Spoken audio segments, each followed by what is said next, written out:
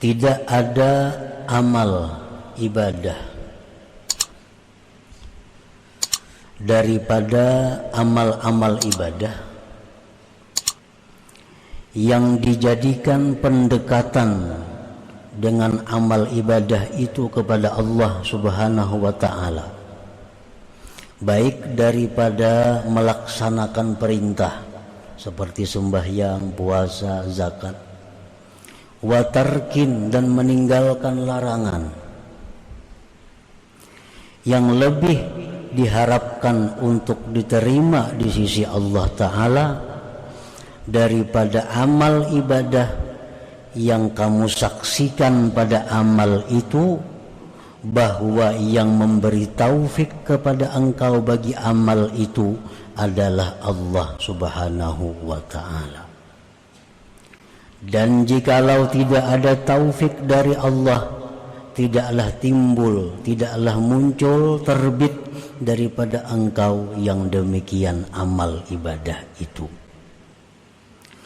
Dan bahwa tidaklah engkau berpegang atas amal itu pada menghasilkan perkara daripada perkara-perkara, karena melihatnya engkau akan kekurangan pada itu amal, dan melihatnya engkau tiada selamat itu amal daripada penyakit-penyakit yang mencegah bagi diterimanya amal itu.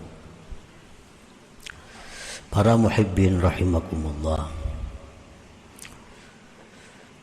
pengarang ini di dalam hikmah yang ke-51 ini membicarakan masalah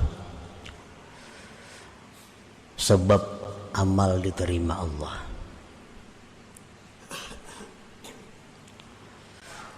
Amal kita itu banyak sebabnya, syarat-syaratnya agar bisa diterima oleh Allah, selepas kita melaksanakan kewajiban kita. Amal ibadah yang kita lakukan apabila cukup syarat rukunnya, terhindar daripada yang membatalkannya, maka amal ibadah itu sudah dikatakan sah. Sembahyang contohnya, puasa, zakat, bila syarat-syaratnya sudah kita laksanakan, rukun-rukunnya kita penuhi, pembatal-pembatalnya dijauhi, maka ibadah sembahyang, puasa itu sah. Namun apakah yang sah itu diterima oleh Allah? Karena setiap yang sah itu belum tentu diterima Allah. Untuk bisa diterima Allah, amal ibadah ini memerlukan lagi syarat-syarat yang lainnya.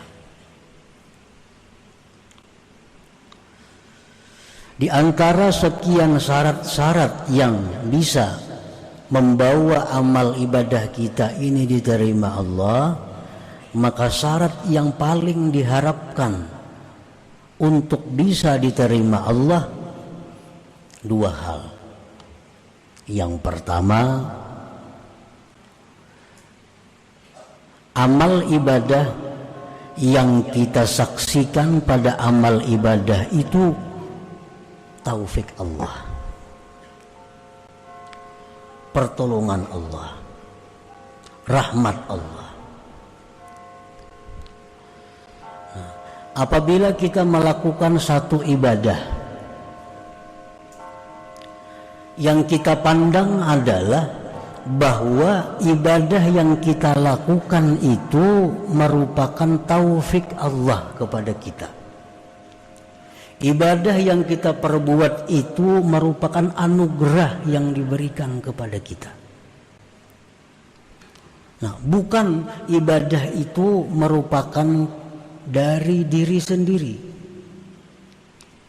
Apabila kita bisa memandang ibadah kita itu sebagai anugerah Allah, apabila kita bisa memandang bahwa ibadah itu adalah taufik Allah, bukan dari diri kita sendiri, nah ini harapan kuat ibadah itu diterima Allah.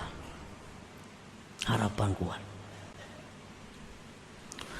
Yang kedua, ibadah yang kita lakukan itu tidak kita jadikan sesuatu yang menghasilkan baik derajat, baik keluasan rezeki, baik surga atau lainnya. Aku pangdahulu tuh hukum amalakan itu nah. Akhirnya aku murah rejeki. Nah ini ngarannya berpegang kepada amalan. Nah bila kita macam itu halnya, ini salah satu sebab yang mencegah diterimanya itu amalan. Amalan-amalan yang telah kita lakukan itu jangan kita perpegangi, jangan kita bikin andalan. Sebabnya apa? Sebabnya kita tahu bahwa amalan yang kita lakukan itu banyak rusaknya. Kita tahu bahwa amalan yang kita perbuat itu banyak aibnya. Jadi janganlah kita berpegang kepada amalan-amalan yang kita lakukan itu. Yang kita pegang adalah rahmat Allah yang diberikan kepada kita. Bila dua hal ini ada di dalam satu amalan, maka itu adalah tanda yang kuat bahwa amal ibadah kita itu diterima di sisi Allah Subhanahu wa ta'ala. Kita umpamanya sembahyang kita itu kita saksikan bukan dari diri kita, tetapi sembahyang itu adalah semata-mata anugerah Allah. Demikian ibadah lainnya. Yang kedua, sembahyang itu kada bisa aku jadikan sebagai alat. Aku jadikan sebagai sebab untuk mencapai sesuatu. Karena sembahyangku itu banyak rusaknya. Jadi yang aku harapkan bukan dari sembahyang itu. Yang kuharapkan adalah rahmat Allah yang melimpah kepadaku. Nah bila dua hal itu ada pada satu sembahyang, maka sembahyang itu harapan besar diterima oleh Allah Subhanahu wa ta'ala. Allah Subhanahu wa ta'ala berfirman, walaula fadlullah alaikum wa rahmatuhu ma zaka minkum min ahadin abada. Andai kata tidak ada anugerah Allah atas kamu, tidak ada rahmat Allah atas kamu, tidaklah bersih dari kamu seseorang jua pun. Nah, seandainya tidak ada anugerah, tidak ada rahmat Allah kepada kita, kita kada kawa sembahyang, kita kada kawa puasa, kita kada kawa berzakat, kita kada kawa menuntut ilmu. Kenapa kita bisa menuntut ilmu? Itu karena anugerah Allah. Nah anugerah itulah yang kita pandang dalam setiap amal ibadah kita. Jangan kita pandang diri kita.